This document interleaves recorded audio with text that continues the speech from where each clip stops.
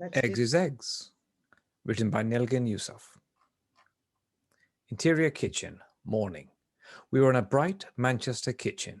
Jean fills a pan with water, turns the gas on, hums to herself. She talks directly to camera.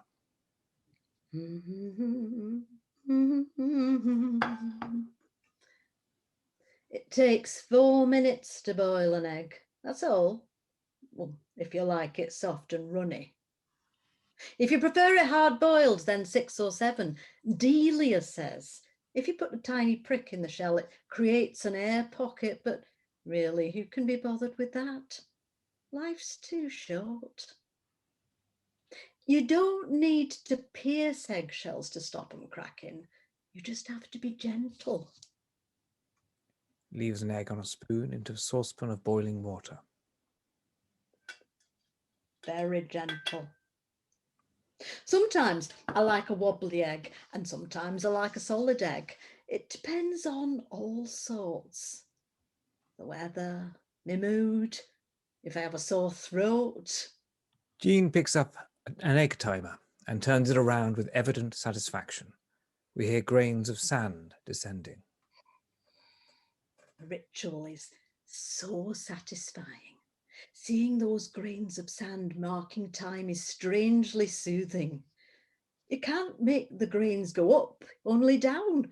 It's science, see? Like we can't live backwards, only forwards. Jean starts to place crockery on a small kitchen table. A single plate with an egg cup on top, a teapot, toast rack, and single cup and saucer. Albert was a stickler when it came to eggs. He was one of those fussy bastards who didn't like them too soft or too hard, but somewhere in between. Albert, 60s, male, northern, cantankerous. Jean, the eggs are too watery. Jean, the eggs are a bit rubbery. She sighs and turns to butter some bread that's popped out of the toaster. That man could have tried the patience of a saint.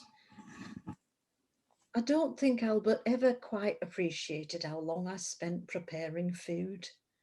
Not just inside the kitchen, but all the thought and the planning that goes beforehand. Managing the housekeeping, creating meal plans, walking that extra mile for a cheaper cut of meat.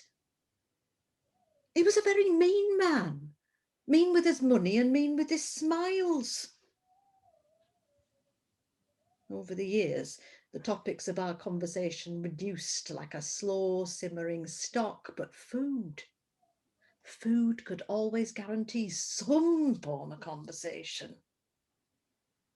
What are we having for tea today? Are we having beef?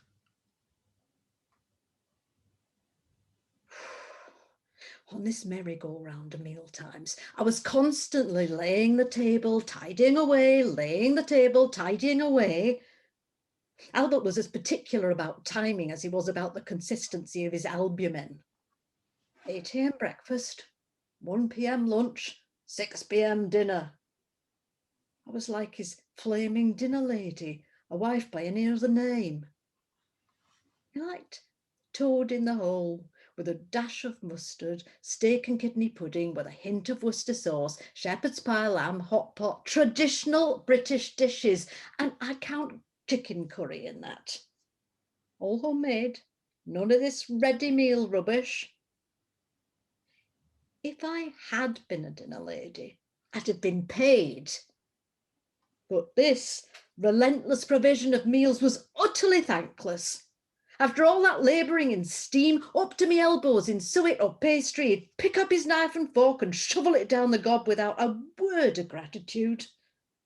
Not a, this tastes good, or thanks for making me favourite, Jean, you're 1 in a million.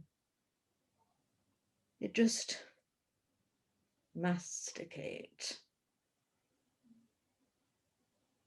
I only wanted a little encouragement.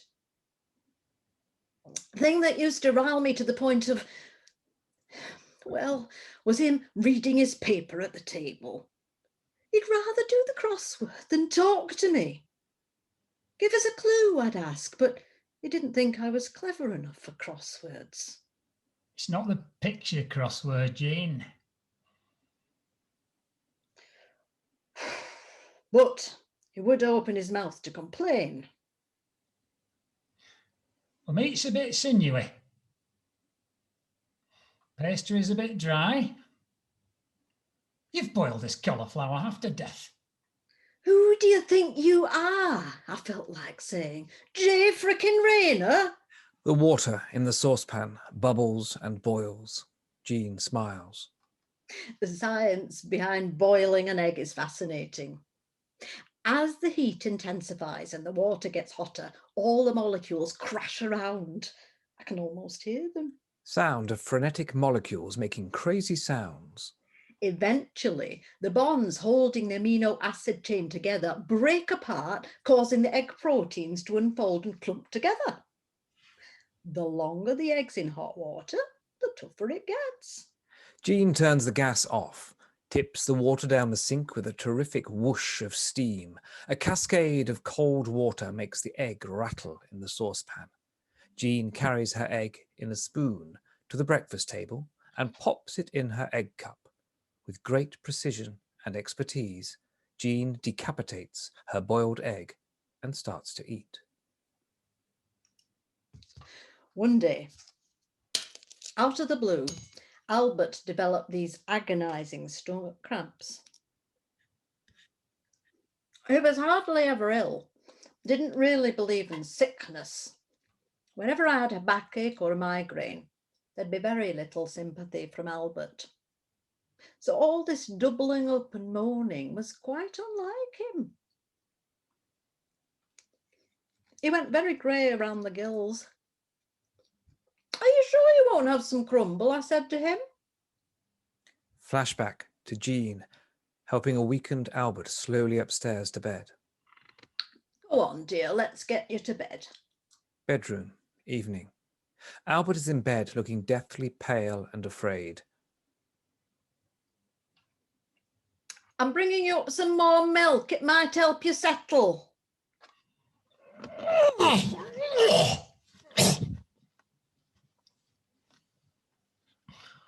Ambulance, please. A siren can be heard on the street and becomes louder. Jean sits quietly on a sofa in deep thought. Neon blue light intermittently fills the room, flashing against the chintzy rose wallpaper. Jean slowly gets to her feet. Moments later, ambulance men take Albert out onto a stretcher as Jean pulls on her coat and grabs her handbag. She calmly switches off the light as she heads out. Present day. Jean finishes her breakfast. When they tested him at hospital, everything was failing. His lungs, liver, kidneys. They did manage to stabilise him and he started to improve, but he kept relapsing. I was there every day and always brought his favourite dishes. He suffered enough, I thought. He should be spared hospital food. When he was too weak to hold his fork, I'd feed him. And he would talk to me. Am I going to die, Jean? Of course you're not going to die. Here, I made your favourite, steamed ginger pudding. The cause of death was inconclusive. No one was completely sure what had caused him to deteriorate so quickly and terminally. They put it down to a mystery virus.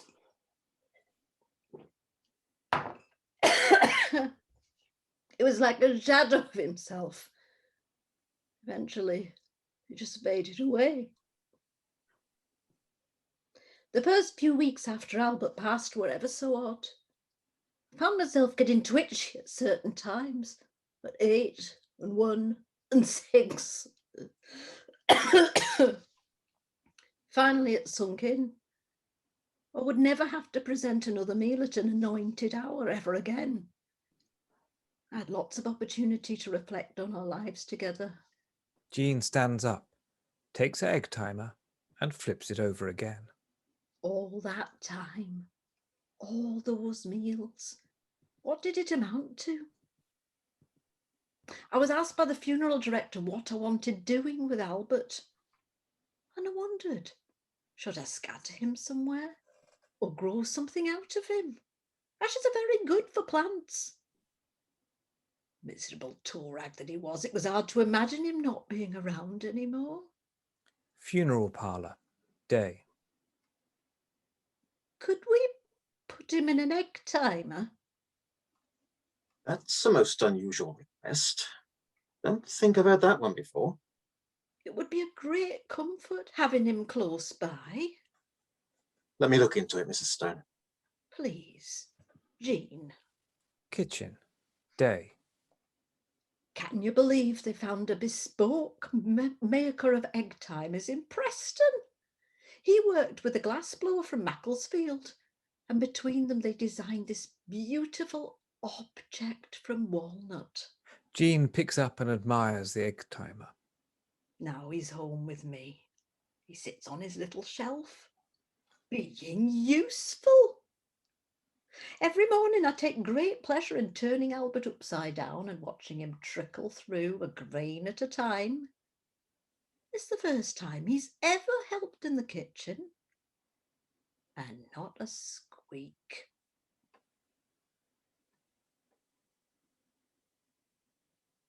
Jean replaces Albert in his rightful place, starts to hum, and clears the table. Fade to black.